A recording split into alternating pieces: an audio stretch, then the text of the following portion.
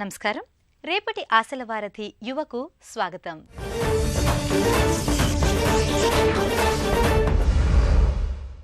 దేశంలో ఇంజనీరింగ్ విద్యకు సంబంధించిన ఐఐటీలు అత్యంత ప్రతిష్టాత్మకమైనవి. అందుకనే ఎంపీసీ చదివిన ప్రతి విద్యార్థి కూడా ఇంజనీరింగ్ చదవటానికి తమ మొదటి ప్రాధాన్యత ఐఐటీలే. అలాంటి ఐఐటీల్లో ఇంజనీరింగ్ సీటు రావాలంటే జేఈఈ అడ్వాన్స్డ్ పరీక్షలో విద్యార్థులు మెరుగైన మార్కులు సాధించాల్సిందే. ఈ నేపథ్యంలో జేఈఈ అడ్వాన్స్డ్ పరీక్షకు సంబంధించి విద్యార్థులు ఎంత అప్రమత్తంగా ఉండాలో ఇవాల్టి విజయభవలో తెలుసుకుందాం.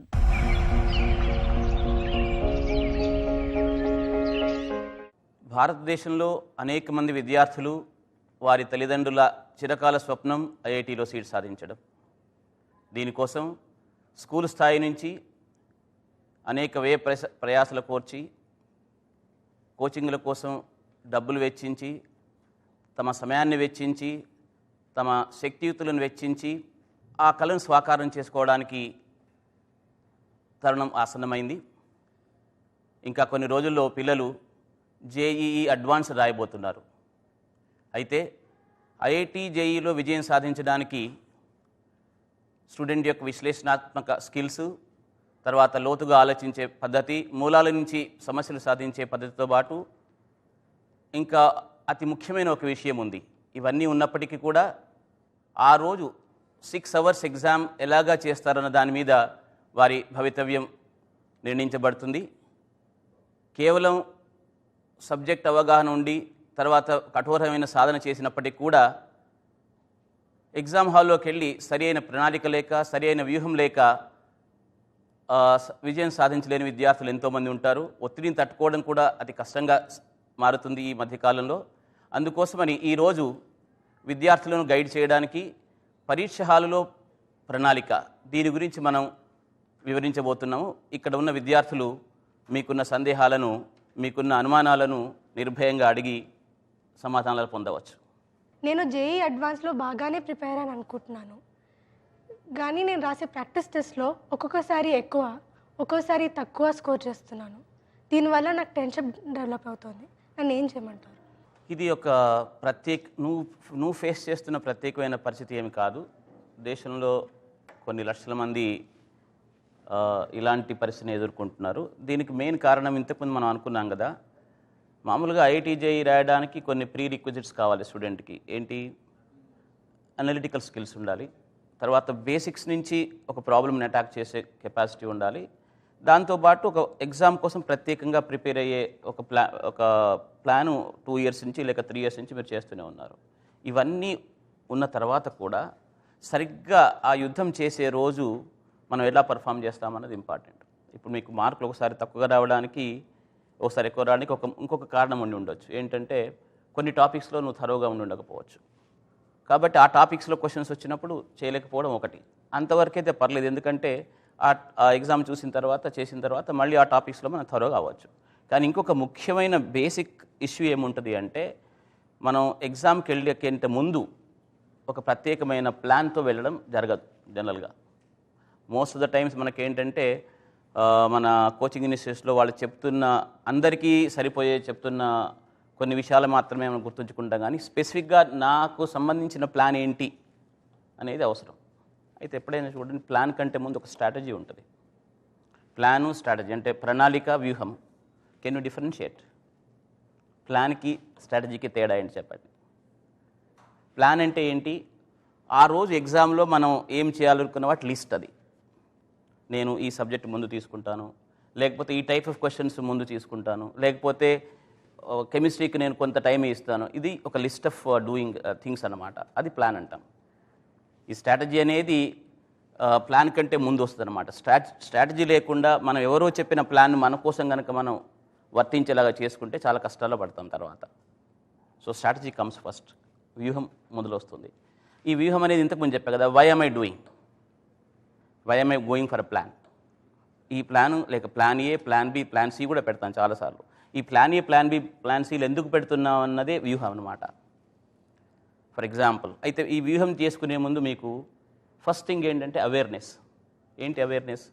ఫస్ట్ మనకు ఐఐటీ జేఈ అడ్వాన్స్డ్లో ప్యాటర్న్ ఎలా ఉంటుంది, అయితే ప్యాటర్న్ ఇలా ఉంటుందని మీకు ఆల్రెడీ తెలిసే ఉంటుంది, ఎందుకంటే ఇప్పటి వరకు మీరు ఎగ్జామ్స్ రాసి ఉంటారు కాబట్టి. కానీ ఇక్కడ ఒక ముఖ్యమైన విషయం ఏంటంటే ఐఐటి జేఈ ప్యాటర్న్ ఇట్లాగే ఉండాలని ఒక రూల్ అంటూ లేదు. లాస్ట్ 2 years నుంచి దాదాపు ఒకే ప్యాటర్న్ నడుస్తుంది. బట్ సడన్గా ఈ సంవత్సరం ఈ ప్యాటర్న్లో కొంచెం తేడా రావచ్చు. సో ఒక వ్యూహంలో భాగం ఏంటి అంటే నేను ఎగ్జామ్కి వెళ్ళినప్పుడు ఈ ప్యాటర్న్ ఉండాలి అనుకుంటున్నాను, ఎందుకంటే నేను అట్లాగా సాధన చేశాను. కానీ ఇంకొక ప్యాటర్న్లో ఇంకో కొత్త ఎలిమెంట్, కొత్త ఫ్యాక్టర్ వచ్చే అవకాశం ఉంది అని అనుకోవడం స్ట్రాటజీలో ఫస్ట్ పార్ట్. సో మనం ఏ ప్లాన్ తయారు చేసుకోవాలనుకున్నా కూడా మొదటగా మనకు ఇవన్నీ చూసుకోవాలి. తర్వాత సబ్జెక్ట్ స్పెసిఫిక్ స్ట్రాటజీ కూడా ఉంటుంది. 3 సబ్జెక్టుల్లో ఈక్వల్గా స్ట్రాంగ్గా ఉన్న పిల్లలు చాలా తక్కువ మంది ఉంటారు. ఒక ఫస్ట్ 200, 300 ర్యాంక్స్ తప్పిస్తే మిగిలిన వాళ్ళందరూ ఒక 2 సబ్జెక్టులో గట్టిగా ఉండడం, ఇంకొక సబ్జెక్టులో కొంచెం వీక్గా ఉండడం జరుగుతుంది. జనరల్గా అందరూ ఐఐటి జేఈ మెయిన్స్ రాసిన మూడ్లో ఉంటారు. ఆ మెయిన్స్లో ఏంటి, మనకు ఒక 3 సబ్జెక్ట్స్లో క్వాలిఫైయింగ్ మార్క్ అంటూ ఏమీ లేదు ఇండివిజువల్ సబ్జెక్ట్స్కి. చాలామంది ఈ విషయాన్ని మరిచిపోయి 2 సబ్జెక్టులు ఒక సబ్జెక్టు బాగా చేస్తూ క్వాలిఫై అవ్వకుండా మంచి మార్కులు వచ్చి ఐఐటి సీటు పోగొట్టుకున్న వాళ్ళు కూడా ఉన్నారు. సో ఇది కూడా ఒక మెయిన్ ఐడియా అనమాట. ప్రతి సబ్జెక్ట్లో టోటల్ మార్క్స్లో 10% మినిమం క్వాలిఫైయింగ్ మార్క్, తర్వాత అగ్రిగేట్లో 35%. సో మన ప్లాన్ చేసుకునే కంటే ముందు ఇట్లాంటి ఇన్ఫర్మేషన్ కూడా మనకు ఉండాల్సి వస్తుంది. నా కేటగిరీని బట్టి నాకు ఎన్ని మార్కులు రావాలి, ఇవన్నీ మనం ఒక కంప్లీట్ అవగాహన తీసుకున్న తర్వాత మనం ప్లాన్కి వెళ్ళాల్సి వస్తుంది. ఈ ఓల్డ్ ఐఐటీస్లో సీట్ సాధించాలంటే మనము ఎలాంటి స్ట్రాటజీ వాడాలి? సో ఓల్డ్ ఐఐటీలో సీట్ రావాలనుకుంటే 2500 లోపల సరిపోతుంది. కానీ బ్రాంచ్ మాత్రం మనం అనుకుంది రాదు అక్కడ. Try to understand. So branch తర్వాత ఓల్డ్ ఐఐటీలో సీట్ రావాలంటే తప్పకుండా మన మార్క్స్ 65% ఉండాలి. ఆ మార్క్స్ టోటల్ కూడా ప్రతిసారి మారుతూ ఉంటుంది. 360 మార్క్స్కి ఉంటుంది పేపర్. ఇప్పుడు లాస్ట్ ఇయర్ ఈ సంవత్సరం morning 3 hours, evening 3 hours. Each సబ్జెక్ట్లో 18 54 క్వశ్చన్స్ వచ్చినాయి లాస్ట్ టైం. అది 20 60 కూడా అవ్వచ్చు, లేక 52 అవ్వచ్చు, లేక 180 మార్క్స్ కొంచెం అటు ఇటు తేడా అవ్వచ్చు. ఖచ్చితంగా 360 మార్కులకి ఇవ్వాలని నేను లేదు. సో ఫస్ట్ మనం వెళ్ళంగానే చూసుకొని ఆ టోటల్ మార్క్స్ చూసుకొని పర్సంటేజ్ ఆఫ్ ది మార్క్స్ నేను ఎంతవరకు వెళ్ళాలి, నాకు ఓల్డ్ ఐఐటీ టార్గెట్ ఉంది, లేకపోతే ఫలానా సబ్జెక్ట్ టార్గెట్ ఉంది. చూడండి ఇక్కడ ఇంకొక చిన్న డేంజర్ ఏంటి అంటే చాలామంది నేను బాంబే ఐఐటీకే వెళ్ళాలా, అక్కడే కంప్యూటర్ సైన్స్ రావాలి అనేటువంటి కొన్ని ఆలోచనలు కూడా ఉంటాయి. అలాంటివి పెట్టుకోవద్దు, ఎందుకంటే అన్ని IITs equal old IITs. So డెఫినెట్గా ఓల్డ్ ఐఐటీస్లో సీట్ రావాలి అంటే your target should be 65%, 60 to 65% of the total marks, because that rank will be within 2500. ఎగ్జామ్ని ఏ సబ్జెక్ట్తో స్టార్ట్ చేయడం మంచిదంటారు? జనరల్గా వెల్ యాక్సెప్టెడ్ సిస్టమ్ ఏంటి అంటే కెమిస్ట్రీతో స్టార్ట్ చేయడం. ఎందుకు అంటే కెమిస్ట్రీ క్వశ్చన్స్ అనేవి జనరల్గా టైం కన్స్యూమింగ్గా ఉండవు, ట్రికీగా ఉంటాయి. చూడండి మెయిన్ ఎగ్జామ్కి అడ్వాన్స్ ఎగ్జామ్కి తేడా ఏంటంటే మెయిన్ ఎగ్జామ్లో ఇన్ఫర్మేషన్ ఓరియంటెడ్గా ఉంటుంది, మనకి ఇన్ఫర్మేషన్ తెలియకపోతే తప్పులు చేసే అవకాశం ఉంది. కానీ అడ్వాన్స్లో క్వశ్చన్ 1-2 లైన్స్ కనిపించినా కూడా కొంచెం క్రిటికల్గా ఉంటుంది, అంటే దాని వెనుక ఒక ఎక్సెప్షనల్ కేసు ఏదో అట్లాగా ఉంటుంది. చాలామంది కెమిస్ట్రీ ఈజీ అనుకొని తప్పులు చేసిన వాళ్ళు కూడా ఉన్నారు. కానీ ఏది ఏమైనప్పటికీ ఒక 18 క్వశ్చన్స్ చేయడానికి 1 hour అవసరం లేదు కెమిస్ట్రీకి. యాక్చువల్గా మనం ఒక 45 to 50 minutes, 45 minutes is reasonable యాక్చువల్గా. సో ఈ 45 minutesలో కెమిస్ట్రీ కంప్లీట్ చేయడం అనేది వెల్ యాక్సెప్టెడ్ మెథడ్ అనమాట. అయితే generally I don't prefer going to maths first, ఎందుకంటే మ్యాథ్స్లో కొంచెం క్వశ్చన్ లెందీగా అయినప్పుడు. మ్యాథ్స్లో యాక్చువల్గా టెస్ట్ చేసేది ఏంటి అంటే whether you can give an elegant solution. But all the time elegant solution మనకు తట్టకపోవచ్చు, తర్వాత ఎలిగెంట్ సొల్యూషన్స్ అన్నిసార్లు ఉండకపోవచ్చు కూడా. అందుకోసమని మ్యాథ్స్తో ఫస్ట్ స్టార్ట్ చేయకుండా, ఎందుకు మ్యాథ్స్ ఫస్ట్ స్టార్ట్ చేస్తే ఏమవ్వచ్చు, మనం ఒక క్వశ్చన్కి టైం స్పెండ్ చేసేసి మిగిలిన సబ్జెక్టుల టైం మనం తగ్గించుకునే అవకాశం ఉంటుంది. ఒక క్వశ్చన్ రాకపోతే కొంచెం టెన్షన్ కూడా పెరుగుతుంది. జనరల్గా మ్యాథ్స్ని చివరికి చేస్తూ ఫిజిక్స్ కానీ కెమిస్ట్రీ కానీ మొదలు పెట్టుకోవడం మంచిది. కెమిస్ట్రీ మొదలు పెట్టుకోవడం ఉత్తమమైనది. ఎగ్జామ్లో ఎలాంటి క్వశ్చన్స్తో స్టార్ట్ చేయడం మంచిదంటారు? ఒకప్పుడు ఐఐటి జేఈ అనేది సబ్జెక్టివ్ ఉండేది. ఆ సబ్జెక్టివ్ టెస్ట్లో నిజంగా విద్యార్థి యొక్క శక్తియుక్తను బాగా గట్టిగా టెస్ట్ చేయొచ్చు. కానీ నంబరు పెరగడం వల్ల ఇప్పుడు 2.2 lakhs రాస్తారు. ఒకప్పుడు ఇది ఐఐటి జేఈ మెయిన్స్ తర్వాత అడ్వాన్స్ సపరేట్ ఉన్నప్పుడు 4 లక్షల మంది 5 లక్షల మంది రాసేవాళ్ళు.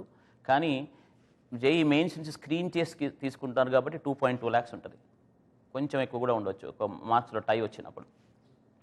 సో 2.2 lakhs పీపుల్కి మామూలు సబ్జెక్టివ్ ఎగ్జామ్ పెట్టేసి స్క్రిప్ట్స్ కరెక్ట్ చేయడం అనేది సాధ్యం కాదు కాబట్టి they went to different kind of a method. But at the same time మనకు మిగిలిన ఎగ్జామ్స్ లాగా సింగిల్ ఆన్సర్ అని పెట్టేస్తే అది లక్ మీద ఆధారపడుతుంది. అందుకోసం అని కమ్అవుట్ విత్ బ్యూటిఫుల్ సిస్టమ్స్ అన్నమాట ఎగ్జామ్స్కి. అంటే ప్రాబ్లమ్ సాల్వింగ్ను సీరియస్గా ఉంచుతూనే బబుల్ చేసే కార్యక్రమం కోసం ఈ రకమైన ఎగ్జామ్ ప్యాటర్న్ తీసుకొచ్చారు. ఇంకొకటి లాస్ట్ టైం ఏం జరిగిందో తెలుసు కదా మీకు, సింగిల్ ఆన్సర్ తీసేసినారు. So exam become very competitive అనమాట. ఒక 40% మార్క్స్ వస్తే 35 to 40% మార్క్స్ వచ్చినా కూడా ఓపెన్ కాంపిటీషన్లో ఏదో ఒక ఐటీలో సీట్ వస్తుంది ఇప్పుడు. సో మల్టిపుల్ సెలెక్షన్ ఉంటుంది. ఈ మల్టిపుల్ సెలెక్షన్లో ఏంటి, పార్షియల్ మార్కింగ్ ఉంటుంది. తర్వాత మ్యాట్రిక్స్ మ్యాచింగ్లో మల్టిపుల్ మ్యాచింగ్ ఉంటుంది. అంటే A to B, A to C, A to D ఇట్లాగా ఉంటుంది. తర్వాత ఇంటీజర్ టైప్ ఉంటుంది. సో ఇంటీజర్ టైప్లో కూడా నెగిటివ్ ఉంది మనకి. సో ఫస్ట్ మనం ఏ క్వశ్చన్ అటెంప్ట్ చేయాలి, ఏ టైప్ ఆఫ్ క్వశ్చన్ అటెంప్ట్ చేయాలి అనుకున్నప్పుడు పేపర్లో ఒకసారి చూసి నెగిటివ్ మార్క్స్ లేని క్వశ్చన్ ఫస్ట్ అటెంప్ట్ చేయాలి. ఎందుకంటే దాంట్లో యూ కెన్ టేక్ రిస్క్ కదా, గెస్ రిస్క్ కూడా తీసుకోవచ్చు. అది బిగినింగ్లో చేస్తే ఏమవుతుందంటే నీకు మైండ్ ఫ్రీగా ఉంటుంది కాబట్టి గెస్ కూడా సరిగా చేయవచ్చు. తర్వాత నెక్స్ట్కి వచ్చేసరికి ఐ ప్రిఫర్ ఇంటీజర్ టైప్. ఎందుకు ఇంటీజర్ టైప్లో మనం చేసుకుంటే ఆన్సర్ గ్యారంటీగా వస్తుంది.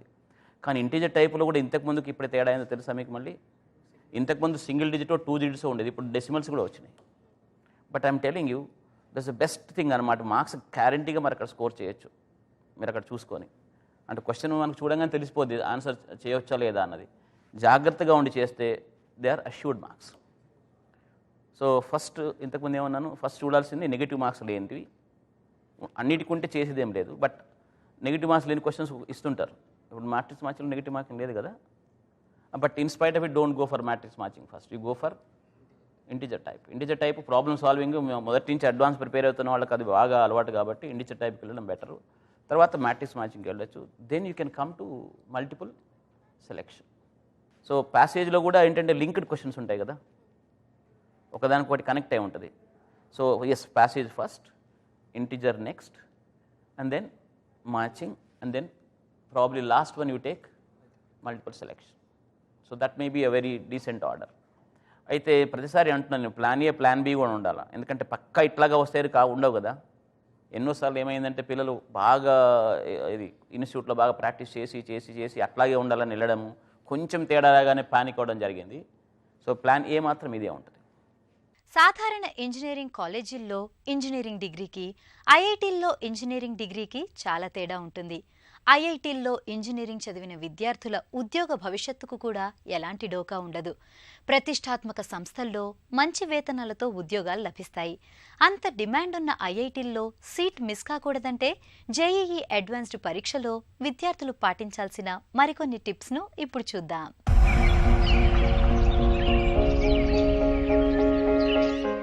పేపర్లో నెగటివ్ మార్క్స్ మనం రెడ్యూస్ చేయడానికి ఎలాంటి స్ట్రాటజీ వాడాలి? ఇంకా గెస్ వర్క్ మనం చెయ్యొచ్చా చేయకూడదా?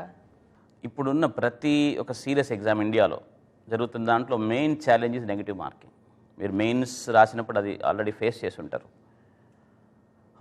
గెస్ వర్క్ అనేది ఎప్పుడు చేయొచ్చు? అసలు ఫస్ట్ గెస్ వర్క్ చేయకుండానే నెగిటివ్ మార్క్ ఎట్లా తగ్గించుకోవాలంటే చూడండి, the best way to reduce negative marking is మనం మన చేతితో పూర్తిగా ఆన్సర్ వచ్చేదాకా చేసి ఆన్సర్ పెట్టడమే ఫస్ట్ మెథడ్ అనమాట. You can also go for all the 3 subjects for all easy questions. So negative marking తగ్గించడంలో ఇది ఒక భాగం అనమాట.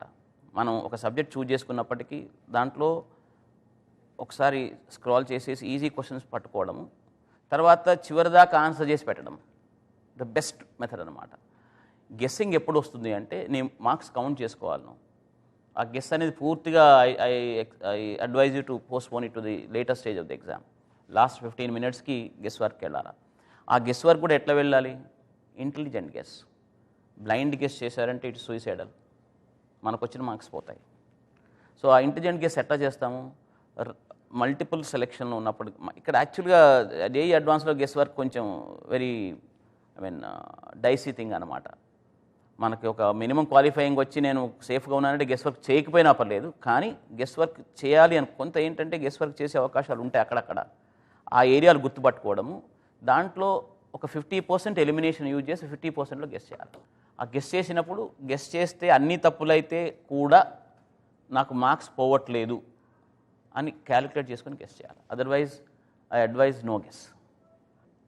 ఇప్పుడు మల్టిపుల్ సెలెక్షన్ క్వశ్చన్స్లో పార్షల్ మార్కింగ్ స్కీమ్ ఉంది కదా, ఈ స్కీమ్లో మార్క్స్ మ్యాక్సిమం రావాలంటే ఏం చేయాలి? ఎంతవరకు పార్షల్ మార్కింగ్ అంటే కొన్ని ఆన్సర్స్ చేసి పార్షల్ మార్కింగ్ మ్యాక్సిమం మార్క్స్ వచ్చేలాగా ఎట్లా చేయాలి? మనకు ఐఐటీల నుంచి వచ్చిన పిల్లలకి చాలా శాలరీస్ ఇస్తారు, లేకపోతే చాలా లైఫ్ బాగుంటుందని ఎందుకు అనుకుంటారో మీకు ఒక అవగాహన ఉందా? ఐఐటీ ఎగ్జామ్ నుంచి వచ్చిన పిల్లలు గుడ్ డెసిషన్ మేకర్స్ అని వాళ్ళ ఉద్దేశం అన్నమాట. ఒక డెసిషన్ చేయడానికి అఫ్కోర్స్ బేసిక్గా మనకు బేసిక్స్ మీద కంట్రోల్ ఉండాలి. అట్ ద సేమ్ టైం అట్లాంటి సిచ్యువేషన్స్ అన్ని ఫేస్ చేస్తూ ఉండాలి. డెసిషన్ మేకింగ్ అనేది చాలా ఇంపార్టెంట్ ఈ ఎగ్జామ్లో. సో మనకి చూడాలి, అక్కడ ఫస్ట్ ఇన్స్ట్రక్షన్ అయితే చదవాలి. మనకు ఇంతకుముందున్న స్కీమ్ ఏంటి, ఒక మల్టిపుల్ సెలెక్షన్ క్వశ్చన్ అంటే ఏ కరెక్ట్ అవ్వచ్చు, బి కరెక్ట్ అవ్వచ్చు, సి కరెక్ట్ అవ్వచ్చు, డి కరెక్ట్ అవ్వచ్చు, లేక 2 అవ్వచ్చు, 3 అవ్వచ్చు, 1 అవ్వచ్చు కూడా మల్టిపుల్ సెలెక్షన్లో.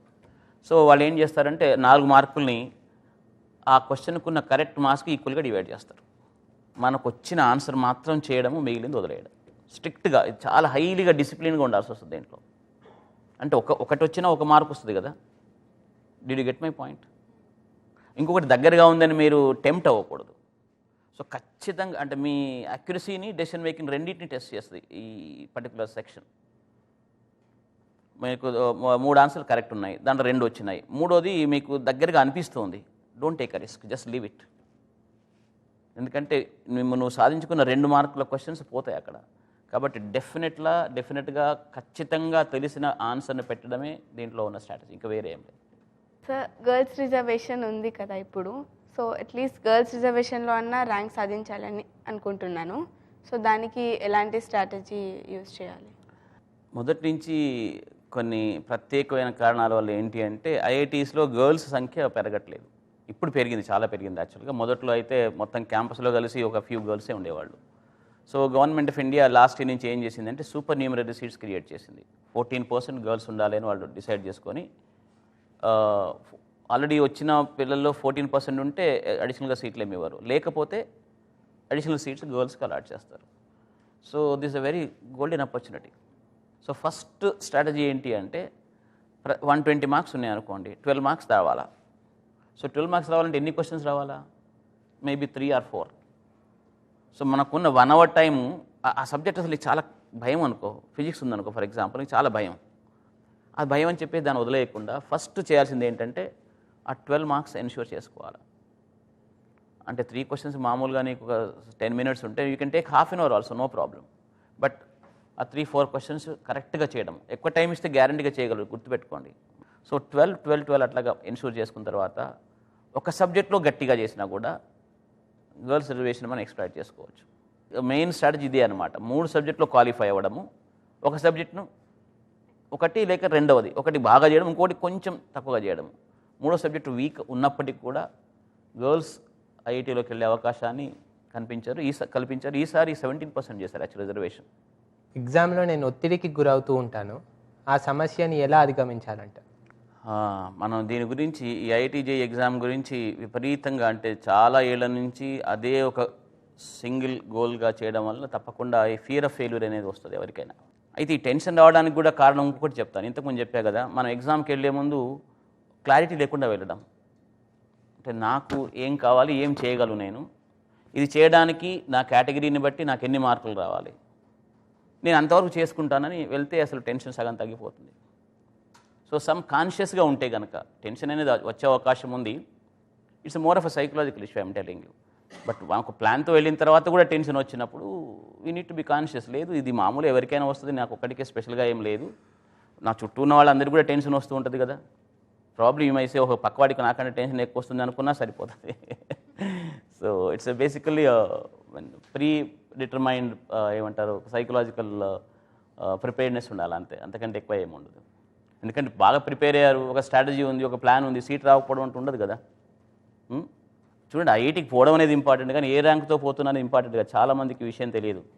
ఏమైనా బాగా పెద్ద ర్యాంక్ వస్తే పేపర్లో ఫోటో వేసుకోవడానికి అంతే, ఇంకా అంతకంటే ఏముండదు. దాని తర్వాత అక్కడికి వెళ్ళిన తర్వాత అందరూ ఈక్వల్. యాక్చువల్గా చెప్పాలంటే ఒక మంచి సలహా ఏంటి అంటే, నా అనుభవంలో చెప్తున్నా నేను, అంటే 8th ర్యాంకరో లేక 5th ర్యాంకరో 3rd ర్యాంకరో నేను చూశాను. వాళ్ళు ఎప్పుడు ఈ ర్యాంక్ రావాలి, ఈ గ్లోరీ రావాలి, నా ఫోటో పేపర్లో పడాలని వాళ్ళు చదవలేదు. They were trying to excel. ఒక గ్లోరీకి నేను ఇంత కిరీటం పెట్టుకోవాలని బాగా ప్లాన్ చేస్తే మాత్రం టెన్షన్ ఎక్కువ అవుతుంది. జేఈ అడ్వాన్స్ ఎగ్జామ్కు సంబంధించి తీసుకోవాల్సిన ఇతర జాగ్రత్తలు ఏమిటి? జేఈ అడ్వాన్స్డ్ ఏంటంటే 6 hours ఎగ్జామ్. సో యాక్చువల్గా ఇట్లాంటి mind brain storming type of exam 3 hours అయ్యేసరికి మనం అలసిపోతాం జనరల్గా. మీరు ఆల్రెడీ మెయిన్స్ ఎగ్జామ్స్ రాసి ఉంటారు. 3 hours తర్వాత ఎనర్జీ చాలా తగ్గిపోతుంది. సో ఇది టూ సెషన్స్లో ఉంటుంది కాబట్టి దానికి సరిపోయిన ఎనర్జీ లెవెల్స్ మెయింటైన్ చేయడం కావాలి మనకి. అదొకటి ఫస్ట్. ఇంకపోతే ఈ మధ్యన ఏంటంటే మనకు కంప్యూటర్ బేస్డ్ ఎగ్జామ్ కాబట్టి ఏసీ ఉంటుంది లోపల. చూడండి, మనకి ఎగ్జామ్ అనేది May 19th. ఇంతకుముందు ఏంటంటే పిల్లలకు చాలా కష్టాలు ఉండేవి. మెయిన్గా 2-3 hour ఎగ్జామ్కి ఫేస్ అవ్వడానికి సరిపోయిన ఫిజియలాజికల్ అండ్ సైకలాజికల్ స్ట్రెంత్ కోసం అవసరమైన స్టెప్స్ తీసుకోవాలి. తర్వాత అంతకుముందు రోజు లేక అంతకుముందు 2 రోజుల ముందు కూడా నైట్స్ ఎక్కువసేపు మేలుకొని ఉండకూడదు. లాస్ట్ మినిట్ ప్రిపరేషన్ అంటూ ఈగర్గా అవుతూ యాంగ్జియస్గా అవుతూ చేయకూడదు ఎగ్జామ్ ముందు. తర్వాత ఎగ్జామ్కి వెళ్తున్నప్పుడు మదరు ఫాదర్ ఇట్లాంటి వాళ్ళు అకంపెనీ అవుతారు. జనరల్గా you need to avoid discussions about that exam. మామూలుగా హ్యాపీగా ఎగ్జామ్ తర్వాత ఏం చేద్దామనో లేకపోతే ఇంకా ఏమన్నా జనరల్ స్వీట్ నథింగ్స్ మాట్లాడుకుంటే వెళ్ళాలి. Should go in a very relaxed manner.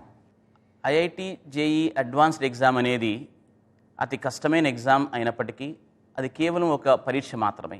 మనం వేసుకున్న స్ట్రాటజీ, మనం వేసుకున్న ప్లాన్ని సరిగ్గా ఇంప్లిమెంట్ చేసి టెన్షన్ దరిరానియకుండా ఈ ప్లాన్ను సరిగ్గా ఇంప్లిమెంట్ చేయగలిగితే విజయం తప్పకుండా మీదే అవుతుంది. జేఈఈ అడ్వాన్స్డ్ పరీక్షలో కెమిస్ట్రీ సబ్జెక్టుకు ఎలా సన్నద్ధమవ్వాలో మరో యువలో తెలుసుకుందాం. నమస్కారం.